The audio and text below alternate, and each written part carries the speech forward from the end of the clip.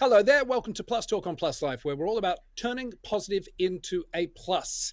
Black HIV AIDS Awareness Day is here, and we're talking all about it today. My guests are Dr. Shanell McGoy, she's the Senior Director of Corporate Responsibility for Gilead Sciences, and our friend Lashanda Salinas, a person living with HIV and an advocate. Nice to see you both. Thank you for joining me.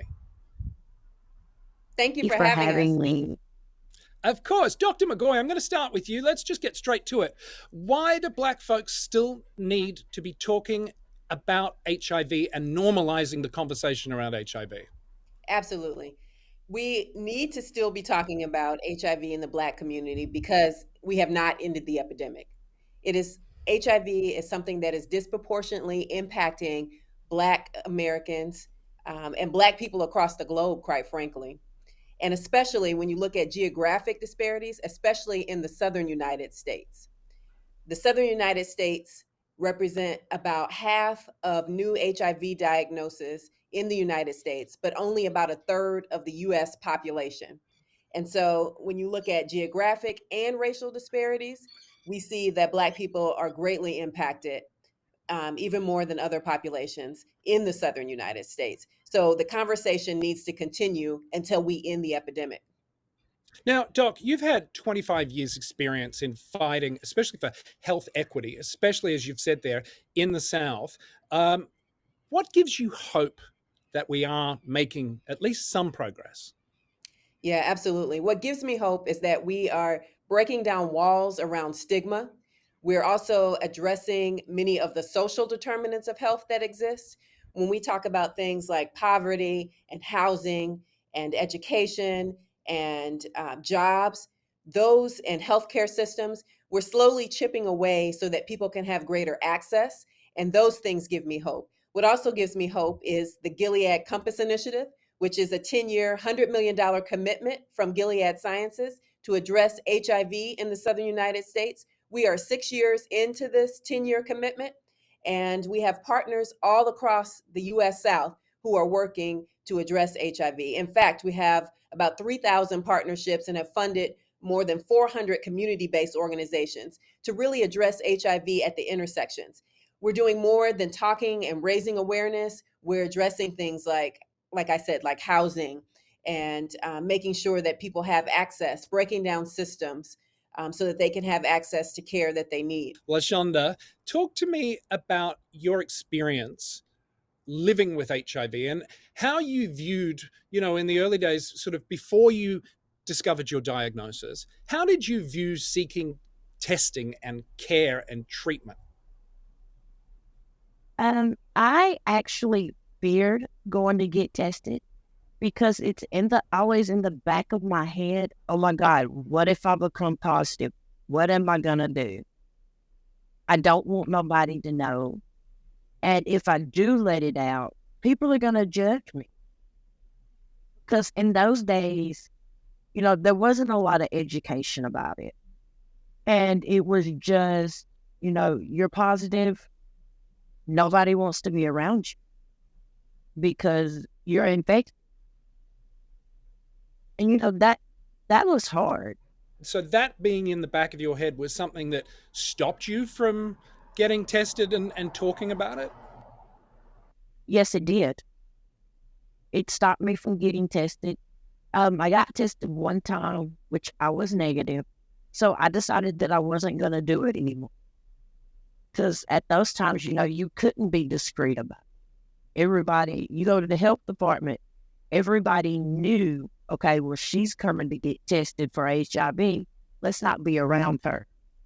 Doctor, how do we change that? Because that's the biggest and number one hurdle and step, right?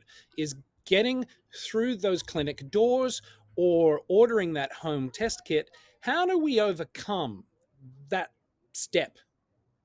Let me tell you something. Lashanda is one of my sheroes, and I am so honored to be on here with her. She has been through so much and has faced it with so much courage and pride and has stood up and now is representing so many people who are still dealing with this issue.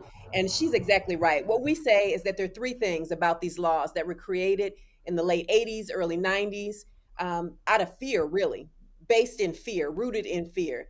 And so we say that they're outdated because the medicine has advanced, science has advanced. We know that you equals you. We also know that these laws are ineffective, just as she said, that they discourage people from getting tested or even disclosing their status. And the third thing is that they're discriminatory. When we talk about National HIV/AIDS Awareness Day for Black communities, these laws are discriminatory and impact Black, Brown, people living with HIV, as well as the LGBTQ community. And so when we think about these laws, they need to go. They're outdated. They need to come off the books for sure. In some states, we are modernizing these laws. Yeah, exactly. Lashanda, the U equals U messages we talked about, as the doctor just said, the undetectable equals untransmittable. It's come a long way in the last few years. The science is there, but what do you think needs to change to really drive the message in the southern states, especially amongst Black people? I would say, the doctors need to really enforce that. You need to get education on that too. And just know U equals U is exactly what it means. Undetectable equals untransmittable. They're in 0% of transmitting.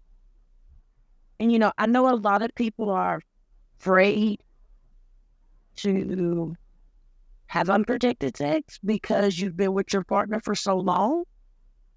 But you have to sit your partner down and be like, okay, let's go to one of my doctors and let's have him explain it so you have talked to a professional and you understand that. And if you don't mind, I would like to give an example, if that's okay, Carl. Please. Yeah, go ahead, Lashanda. Okay.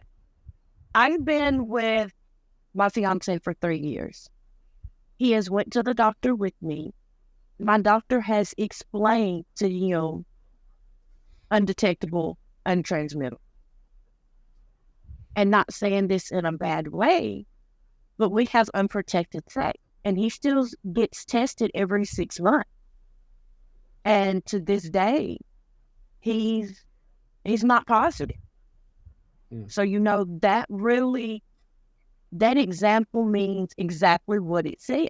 What are some good ways for people to start those conversations with their friends, with their families, with their partners, with their peers? Doc, do you want to go first?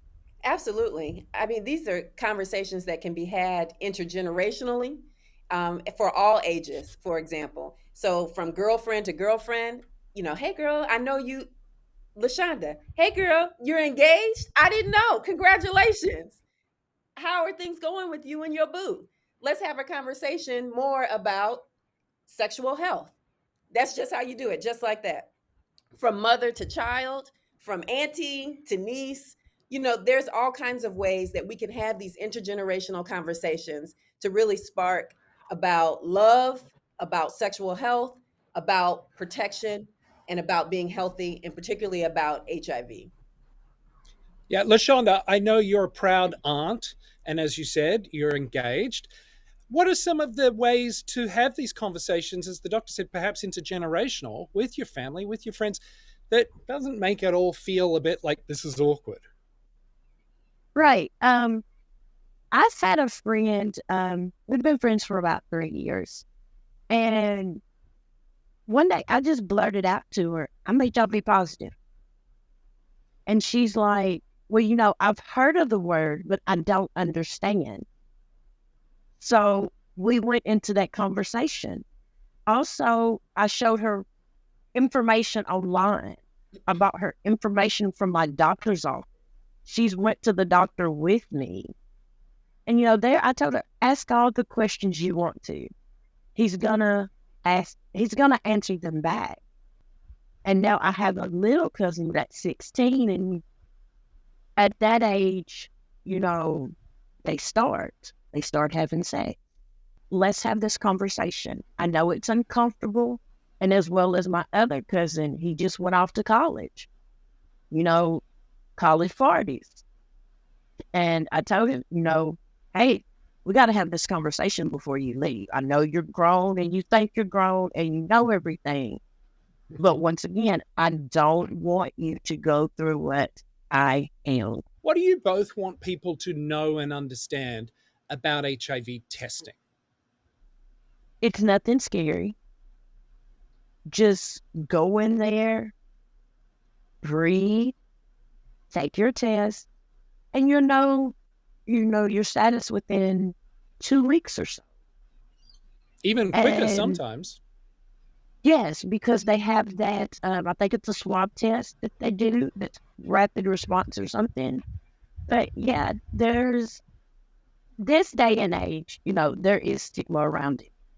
But you've got to do this for yourself. Yes, Lashanda, I was going to say, love yourself. Love yourself enough to know your status. Make it a part of your routine health care. If you are involved in activities where you might put yourself at risk or activities that are risky, get tested 6 months, every 6 months. Make it a part of the conversations with your new booze when you when you meet someone and you're interested in them. You know, have this conversation around their sexual health, around their HIV and STD status. Go together, make it fun. Go together, get tested. Have a home kit sent to you and get tested at home together. Do it at home, and these kits can be sent for free now. You don't even have to worry about going somewhere and worrying that somebody's going to see you walking somewhere doing something. You can order these kits online for free. Tell me about Change the Pattern. What is the Change the Pattern initiative, Dr. McGoy? Yeah, absolutely. It's one of my favorite initiatives in this work. I've been doing it, like I said, for 25 years. And Change the Pattern is with the National AIDS Memorial, the Quilt Project. And so it's about creating quilt panels to memorialize and remember those who have we've lost to the epidemic.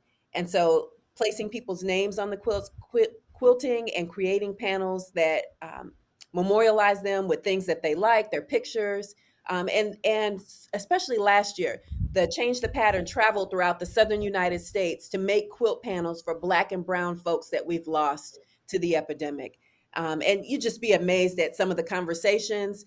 Again, that intergenerational piece around quilting, some of the old grandmothers in the basements of churches.